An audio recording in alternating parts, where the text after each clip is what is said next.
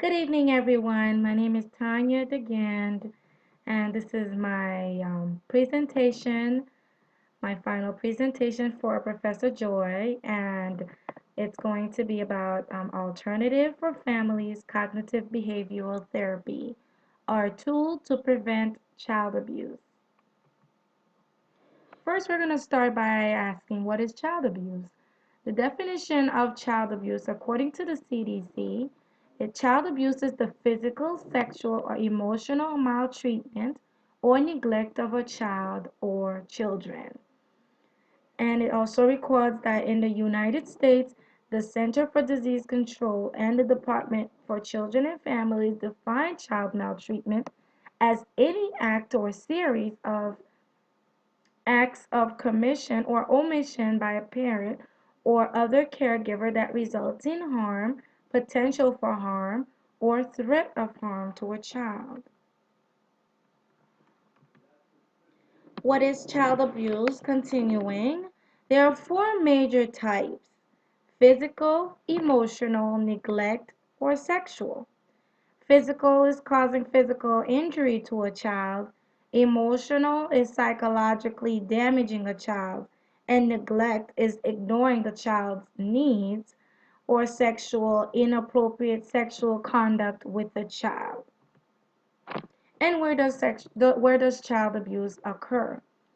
It can occur anywhere: at the child's home, from parents, guardians, or family members, within the organization, such as Boy Scouts, church groups, schools, teachers or workers in the schools can commit child abuse, or communities, community gatherings of social functions and events, anywhere that the child has general interaction.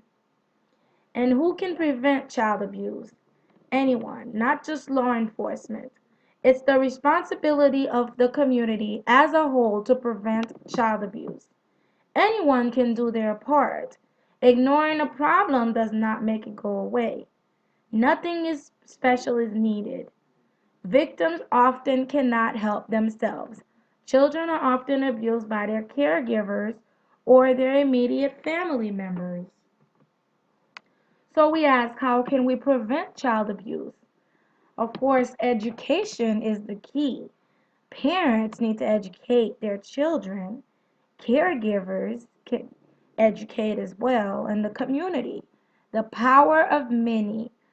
Another thing is support groups, mentors, play dates, after school programs, or workshops. There are these type of things that can prevent. They give you resources and information to prevent child abuse. And what is alternative for families cognitive behavioral therapy, AF-CBT?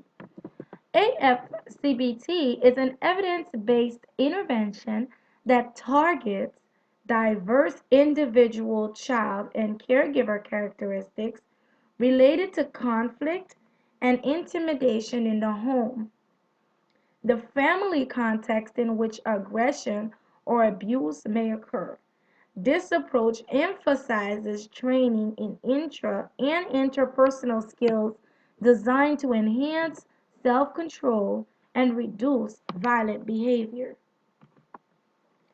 So why is AF-CBT important? AF-CBT has been found to improve functioning in school-age children, their parents, their families, following a referral for concerns about parenting practices, including child physical abuse or a child's behavior problems. It was written primarily to help child welfare caseworkers and other professionals who work with at-risk families. Also, this information may help parents, foster parents, and other caregivers. So AF-CBT strategies also may be useful in assisting others with an interest in implementing or participating in effective strategies for the treatment of family conflict, child physical abuse, coercive parenting, or children with externalizing behavior problems. AF-CBT combines elements drawn from the following: cognitive therapy, which aims to change behavior by addressing a person's thoughts or perceptions, particularly those thinking patterns that created distorted views. Behavioral or learning theory focuses on modifying habitual responses. Example: anger, fear, to identified situations or stimuli. Family therapy as well examines patterns of interactions among family members to identify and alleviate problems and offers strategies to help reframe how problems are viewed. So, developmental victimology describes how the specific effects of exposure to traumatic or abusive experiences may vary for children at different developmental stages and across the lifespan. Psychology of aggression describes the processes by which aggression and coercion develops and are maintained, which can help to understand one's history as both a contributor to and victim of aggressive behavior. The effectiveness of the treatment.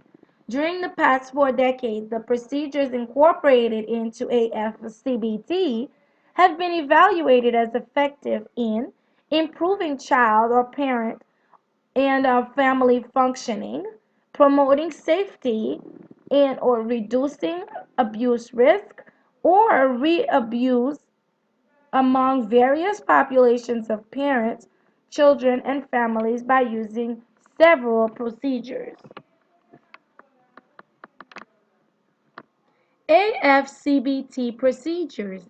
These procedures have included stress management and anger control training, cognitive restructuring, parenting skills training, psychoeducational information regarding the use and impact of physical force and hostility, social skills training, imaginal exposure, family interventions focusing on reducing conflict. And I have a video here to show you the, oh, one moment, the video here to show you the AF-CBT intervention.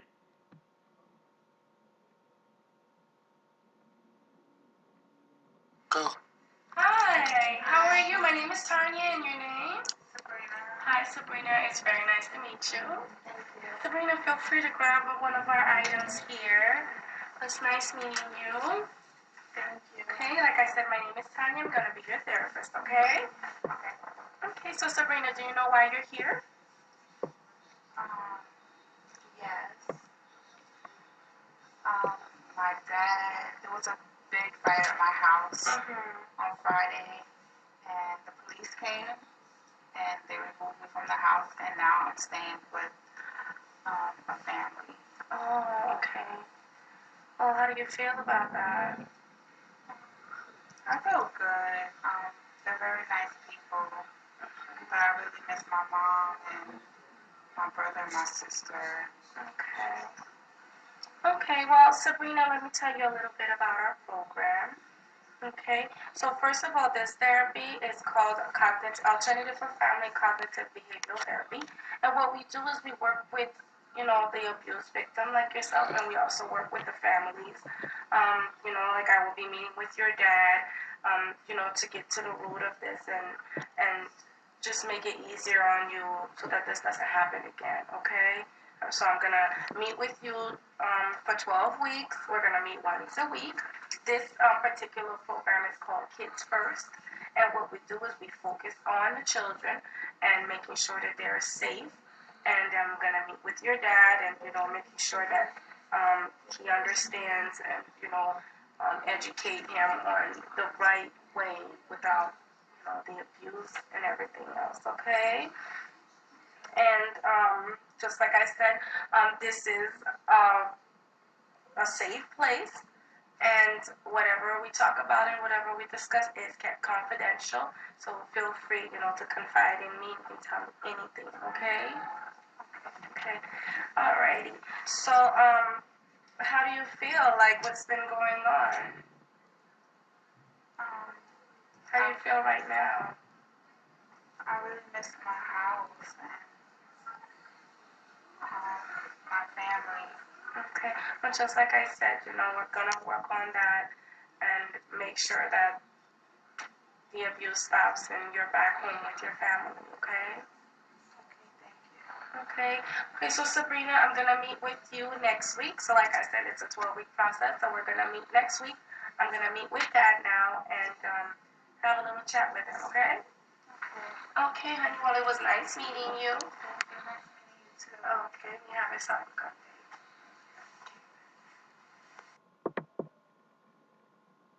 Okay, what you just witnessed here was the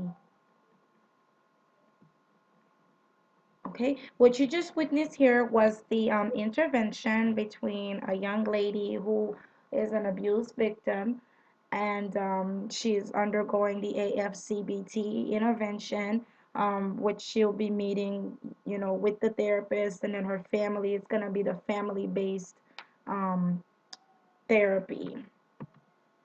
Okay, and then now we're going to talk about community coordination, synchronization of the goals and objectives for a specific community with measures that support efforts towards promotion, event planning, and project management of a certain goal. All for one, one for all strategy. Examples include walks, bake sales, and other activities to benefit a certain cause, after school language classes, neighborhood watch, community outreach centers, free skill classes such as pottery and cooking, and free services such as tax preparation. And what is the rationale for interest in this program? The community's power has a long effect in raising of children across many different cultures. The old phrase, it takes a village to raise a child, is truer now than ever. This method of preventing abuse is great. Not only creates a large family dynamic, but also creates a network of pseudo families, decrease the risk of abuse, assist in giving the child giver many different tools and strategies to help prevent the abuse and assist the child rearing process. The problem being addressed is twofold. The silent victim, children in an abuse situation rarely have someone to reach out to or shoulder to cry on, leads to children becoming withdrawn or losing trust in others. They feel trapped and overwhelmed, abuse most oftentimes from the people who are supposed to prevent this type of action. And the caregiver.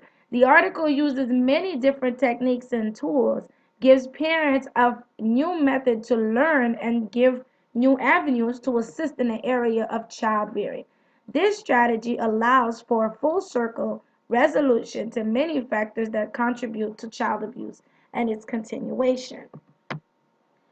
Reasons social workers should be concerned. Social workers should be concerned as they are the forefront of the prevention of child abuse and neglect. Any method that can help children, protect children, and assist them in keeping children from harm is a plus.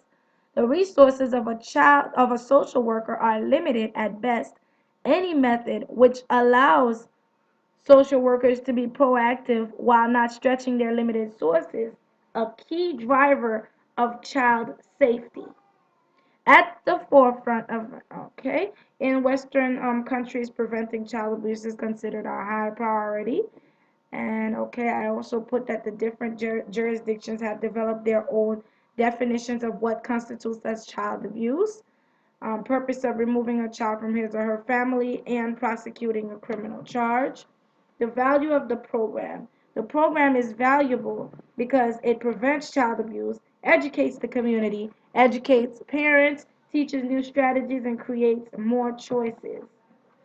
Okay, and here are my references.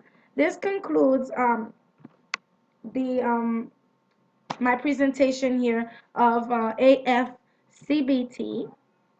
And I hope you enjoyed the video, and I hope you enjoyed my presentation. Once again, my name is Tanya DeGan. Thank